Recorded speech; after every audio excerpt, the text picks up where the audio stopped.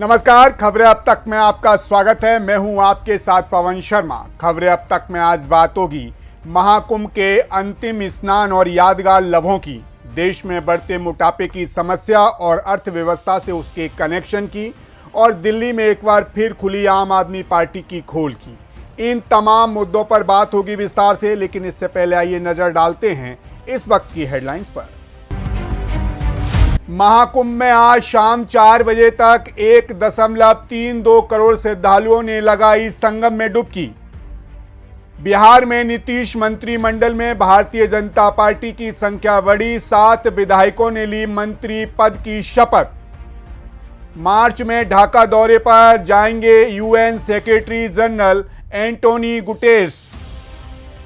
जम्मू कश्मीर में राजौरी में सेना की गाड़ी पर आतंकियों ने किया हमला। चीन के लाइव फायर ड्रिल ऐलान के बाद ताइवान ने तैनात की सेना। पंजाब में लुधियाना पश्चिम उपचुनाव के लिए आपने संजीव अरोड़ा को बनाया अपना उम्मीदवार। 7-2 मई को सुबह 7 बजे खुलेंगे भगवान केदारनाथ के कपाट। पूर्वी थाईलैंड में पलटी चार्टर्ड बस, दुर्घटना में 18 लोगों की मौत, 31 हुए घायल। भ्रष्टाचार को लेकर डीएमके पर बरसे अमित शाह, कहा 2026 में तमिलनाडु में बनेगी एनडीए सरकार। मित्र ट्रंप से मुलाकात के बाद अब रूस जाएंगे PM Modi, victory day parade के बन सकते हैं मुख्य अतिथि। हेडलाइंस के बाद एक बार फिर आप सभी का स्वागत है खबरें अब तक में। खबरें अब तक की पहली खबर महाकुंभ से है। महाकुंभ का आज आखिरी स्नान था और ये विदाई किसी बड़े अध्याय के समापन जैसी है। दिल भारी है, ऐसा लग रहा है जैसे ये अद्भुत सफर अभी खत्म नहीं होना चाहिए था। महाकुंभ ने इन असाधारण दिनों का हिसाब करते हुए लगता है जैसे समय पंख लगा उड़ गया और हम बस आंखें खोलकर देखते रह गए। लाखों करोड़ श्रद्धालुओं ने संगम में अपनी आस्था की डुबकी लगाई और संगम के पानी में एक अजीब सी ऊर्जा रही। यही नहीं, इस दौरान कुछ अनोखे कीर्तमान भी बने, जिसमें से एक तो वाकई चौंका देने वाला है। महाकुंभ में लाखों गाड़ियां आईं और फिर भी प्रयागराज की हवा पूरी तरह से प्रदूषित मुक्त रही। जी हां, यकीन मानिए, महाकुंभ के इस विशाल आयोजन में लाखों 4 पहिया वाहन पहुंचे, लेकिन इसके बावजूद इस शहर की हवा किसी झील की तरह शुद्ध रही। जब देश के बड़े बड़े शहरों में वायु गुणवत्ता सूचांक यानी कि AQI का स्तर बेहद खराब था, तो वहीं प्रयाग की हवा महाकुंभ के दौरान मध्यम स्तर पर बनी रही। सोचिए कितनी बड़ी उपलब्धि है कि संगम के तट पर एक दिन में 10 करोड़ श्रद्धालुओं ने अपनी आस्था की डुबकी लगाई और फिर भी वायु गुणवत्ता सूचांक मध्य रहा। आमतौर पर ऐसे विशाल आयोजनों में प्रदूषण एक बड़ा मुद्दा बनता है, लेकिन महाकुंभ के दौरान प्रयागराज ने एक उपलब्धि कायम की। एयर क्वालिटी इंडेक्स 100 के नीचे अच्छा माना जाता है और 100 से 150 के बीच को मॉडरेट माना जाता है। इस महाकुंभ में बस मौनी अमावस्या के दिन हवा की गुणवत्ता थोड़ी सी मॉडरेट रही, वरना बाकी दिनों में अच्छी ही पाई गई। अब आप सोच रहे होंगे कि आखिर प्रशासन ने ऐसा कमाल किया कैसे, तो चलिए वो भी आपको बता देते हैं। 9,600 सफाई कर्मियों और 800 से अधिक सुपरवाइजर महाकुंभ क्षेत्र में सक्रिय रहे। सड़कों पर धूल कम करने के लिए पानी की छिड़काव किया गया। 10,000 लीटर क्षमता वाले 8 बड़े और 3,000 लीटर के 4 छोटे टैंकरों का उपयोग हुआ। रात के समय शहर की मुख्य सड़कों को धोने का काम किया गया। एंटी पॉल्यूशन सेंसर लगाए गए, जिससे वायु गुणवत्ता की लगातार निगरानी संभव हुई। मेला क्षेत्र में 50,000 से अधिक पौधे लगाए गए। कुछ क्षेत्रों में वाहनों के प्रवेश पर प्रतिबंध भी लगाया गया। अब ये प्रशासन की कड़ी मेहनत और संवेदनशीलता का परिणाम था, जिसने साबित किया कि अगर सही तरीके से योजना बनाई जाए और जनता की सक्रिय भागीदारी हो, तो ऐसे बड़े आयोजनों में भी हम पर्यावरण को बचा सकते हैं। वहीं महाकुंभ में कई और अद्भुत नज़ारे भी हमें देखने को मिले। महाकुंभ के समापन के साथ एक और रोचक नज़ारा देखने को मिला।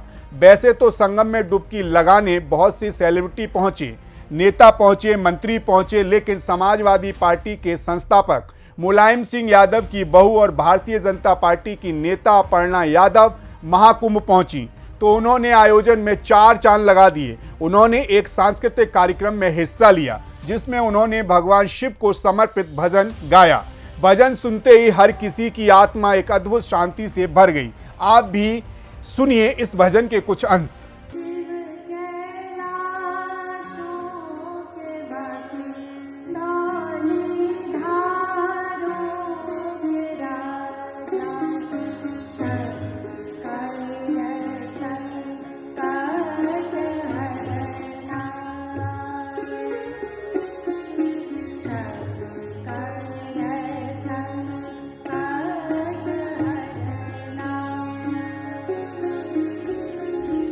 देखा जाए तो महाकुंभ के इन यादगार दिनों में हमें यह दिखाया कि जब आस्था और पर्यावरण एक साथ चले तो किसी भी समस्या का समाधान निकल सकता है।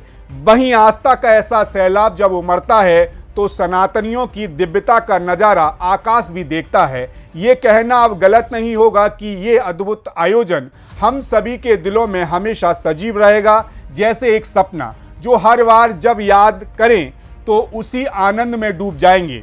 इसी के साथ खबरें अब तक में रुक कर लेते हैं अगली रिपोर्ट का। प्रधानमंत्री नरेंद्र मोदी ने हाल ही में अपने मन की बात कार्यक्रम में मोटापे पर गंभीर चिंता व्यक्त की थी, लेकिन क्या आप जानते हैं कि ये समस्या सिर्फ हमारी सेहत तक ही सीमित नहीं, मोटापा अब एक आर्थिक बम बन चुका है जो देश की समृद्धि पर धमाका कर सकता है।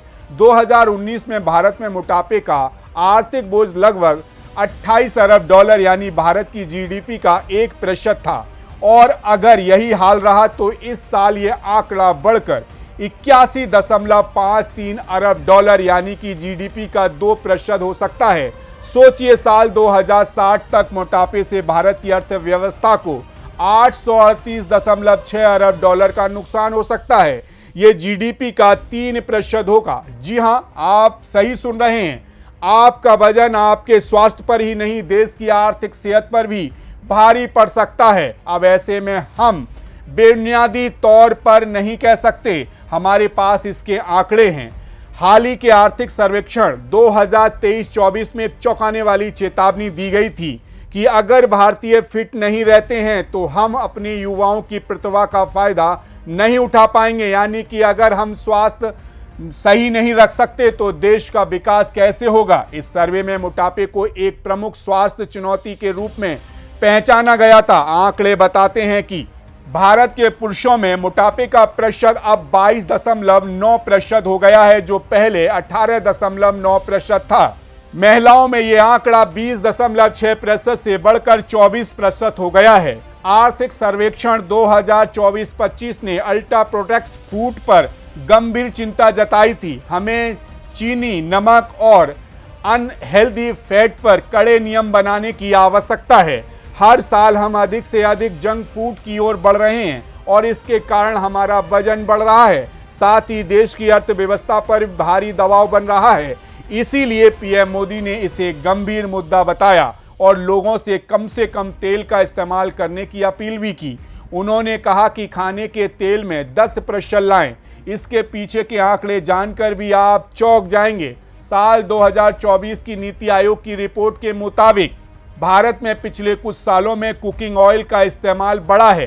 साल 2022-23 में भारत ने 16.5 मिलियन टन एडिबल ऑयल का इंपोर्ट किया था। नेशनल फैमिली हेल्थ सर्वे की रिपोर्ट के मुताबिक हर 4 में से एक भारतीय या तो ओवरफेट है या मोटापे से जूझ रहा है। बहरहाल आंकड़े चौंकाने वाले हैं। अगर मोटापे की इस समस्या को कम करना है तो पीएम मोदी की कम तेल को डाइट में शामिल करने वाली बात को पूरी तरह से अपनी लाइफ स्टाइल रूटीन में लागू करना होगा, क्योंकि मोटापा अब केवल शरीर पर ही नहीं, हमारी तिजोरी पर भी भारी पड़ रहा है। आपका मोटापा अब सिर्फ आपकी जिंदगी का ही नहीं, देश की अर्थव्यवस्था का भी सवाल है। इसीलिए अगली बार जब आप जंक फूड की तरफ हाथ बढ़ाएं तो इसे सिर्फ अपने स्वास्थ्य तक सीमित ना समझें, ये आपके देश आर्थिक भविष्य का भी सवाल है।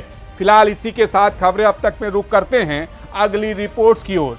दिल्ली में तख्ता पलट हो चुका है, भारतीय जनता पार्टी का राज हो चुका है, जिसके बाद अब पूर्व मुख्यमंत्री अरविंद केजरीवाल पर बीजेपी ने एक बार फिर बड़ा हमला बोला है और इस बार निशाने पर उनका सरकारी आवास का बिजली बिल है। जी हां, बीजेपी ने आरटीआई के जरिए खुलासा किया कि केजरीवाल के सिविल लाइंस स्थित घर का अक्टूबर 2022 से अक्टूबर 2024 तक का बिजली का बिल 41.5 लाख रुपए है। भारतीय जनता पार्टी ने इस आंकड़े को सामने रखते हुए आम आदमी पार्टी की सच्चाई को बेनकाब किया। भारतीय जनता पार्टी के प्रवक्ता शहजाद पूनावाला ने आरटीआई का हवाला देते हुए एक्स पर पोस्ट किया और कहा कि क्या ये आम आदमी की पार्टी है? अगर हां, तो क्या आप आम आदमी का बिजली का बिल भी इतना होता है? सुनिए उन्होंने क्या कुछ कहा। दोस्तों, शीश महल के अश्लील खर्च की कहानी तो हम सभी लोगों ने सुनी है, देखी है। हमें पता है कि किस प्रकार से 45 करोड़ रुपया दिल्ली की जनता का उड़ाया गया अरविंद केजरीवाल के द्वारा अपने ऐशो आराम के लिए, और अश्लील खर्च किए गए करोड़ों रुपए के मार्बल, करोड़ों रुपए के पर्दे, लाखों रुपए के टीवी सेट, इंटीरियर्स करोड़ों रुपए के, और टोटो का टॉयलेट लाखों रुपए का। पर अब एक और चौंकाने वाली खबर आरटीआई सामने आई है, और वो आरटीआई दिखाती है कि 2 वर्ष के लिए मुख्यमंत्री निवास में, मतलब 2022 से लेकर 2024 तक, जब अरविंद केजरीवाल शीश महल में रहते थे, तब इलेक्ट्रिसिटी का बिल 2 वर्षों के लिए 41,51,340 रुपए था। 41,51,340 रुपीज। और 2 सालों में कितने यूनिट्स कंज्यूम हुए इलेक्ट्रिसिटी के? 5,60,335 यूनिट। वैसे सारे मंत्रियों के इलेक्ट्रिसिटी कंजप्शन और बिल की डिटेल्स है इस आरटीआई में। ट्रांसपोर्ट मिनिस्टर का बिल 2 साल का 1,91,000 रुपीज था। 13,500 यूनिट कंज्यूम किए थे, ठीक है। पर मुख्यमंत्री निवास शीश महल का, केजरीवाल जहां रहते थे, वहां पर कंजम्पशन 5,60,335 यूनिट 2 वर्षों में। अगर आप उसको डिवाइड कर देंगे तो आपको पता चलेगा कि दिन के 770 यूनिट्स ऑलमोस्ट यूज हो रहे थे।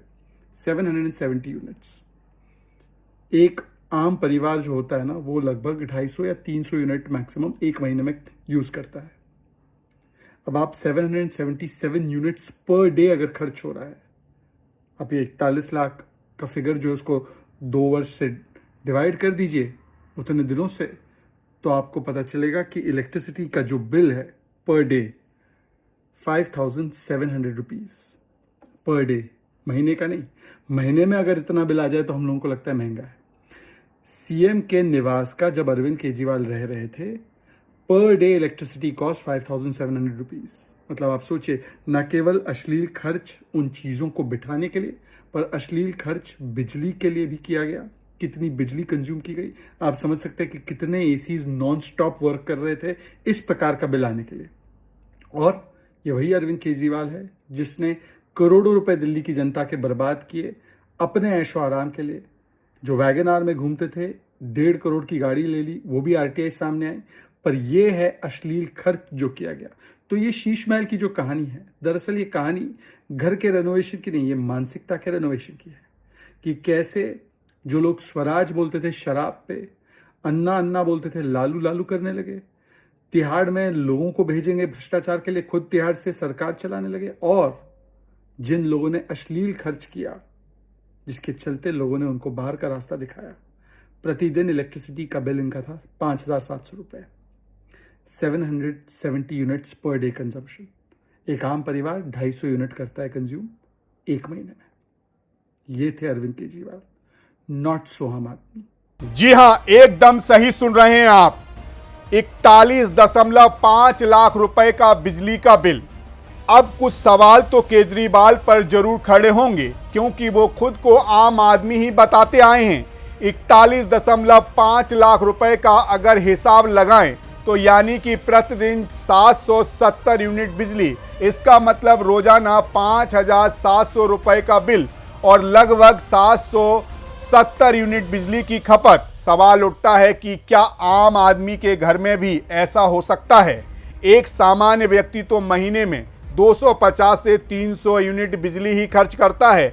ऐसे में यह आंकड़ा तो आम आदमी के लिए किसी सपने जैसा है। और ऐसा नहीं कि केवल केजरीवाल के घर पर इतना बिजली का बिल आया, पूर्व दिल्ली सरकार के आम मंत्रियों के भी यही हाल है। मनीष सिसोदिया के मथुरा रोड स्थित घर में 1,26,000 यूनिट बिजली खर्च हुई और 15 लाख रुपए का बिल आया। गोपाल राय के घर पर 21 लाख रुपए का बिल आया। गोपाल राय के घर में 1,61,843 यूनिट बिजली खपत हुई। स्वास्थ्य मंत्री के घर का 10 लाख रुपए बिल आया। अब इन आंकड़ों को जानने के बाद बीजेपी को सवाल उठाने के लिए जबरदस्त मुद्दा मिल गया है। बीजेपी का आरोप है कि ये कोई आम आदमी की पार्टी नहीं, बल्कि ये पार्टी खुद को आम जनता के बीच में दिखाने के बावजूद उनके पैसों का घटिया इस्तेमाल कर रही है। फिलहाल इस मामले में आपकी ओर से कोई प्रतिक्रिया नहीं आई, लेकिन इस खुलासे ने दिल्ली की राजनीति में एक नया हंगामा खड़ा कर दिया है। अब देखना होगा कि क्या केजरीवाल और आम आदमी पार्टी अपनी सफाई देती है या नहीं, या फिर इस मुद्दे को यूं ही छोड़ देगी। ये तो आने वाला वक्त बताएगा। फिलहाल ये तो थी खबरें अब तक की आज की खास खबरों की खास रिपोर्ट, लेकिन इसके अलावा एक और जरूरी मुद्दे पर बात करेंगे। बीजेपी ने बिहार में अपनी सियासी बिसात बिछाने के लिए एक दमदार चाल चली है। नीतीश सरकार के मंत्रिमंडल के विस्तार में 7 बीजेपी विधायकों को मंत्री बनाकर पार्टी ने चुनावी माहौल को अपने पक्ष में कर लिया है। ये कदम विधानसभा चुनाव से पहले लिया गया है, जिससे बीजेपी ने बिहार सरकार में अपनी पकड़ और मजबूत की है। आज शपथ ग्रहण समारोह में कृष्ण कुमार मिंटू, विजय मंडल, राजू सिंह, संजय शारावांगी, जीवेंद्र मिश्रा, सुनील कुमार और मोतीलाल प्रसाद ने मंत्री पद की शपथ ली। जानकारों के मुताबिक ये बीजेपी का बड़ा राजनीतिक दांव साबित हो सकता है। दिल्ली में चुनावी जंग जीतने के बाद पार्टी ने अपना पूरा फोकस बिहार पर केंद्रित किया है। भले ही चुनाव साल के अंत में हो, लेकिन बीजेपी ने 3 दिन में 3 बड़े सियासी कदम उठाए हैं। पीएम मोदी ने भागलपुर रैली से चुनावी एजेंडा सेट किया। फिर भारतीय जनता पार्टी के अध्यक्ष जेपी नड्डा पटना पार्टी को चुनावी धार देने पहुंच गए और अब नीतीश कैबिनेट का विस्तार कर बीजेपी ने एनडीए के भीतर सशक्त समीकरण बनाए रखने की रणनीति अपनाई है। बीजेपी की ये ताबड़तोड़ राजनीति स्पष्ट करती है कि वह बिहार में हर मोर्चे पर जीत के लिए तैयार हैं। हालांकि वो इसमें कितना सफल होंगे, ये जरूर देखने वाली बात होगी। फिलहाल इसी के साथ मुझे दीजिए इजाजत और आप बने रहिए सी न्यूज़ भारत के साथ। हर खबर आपके साथ, आपके हाथ।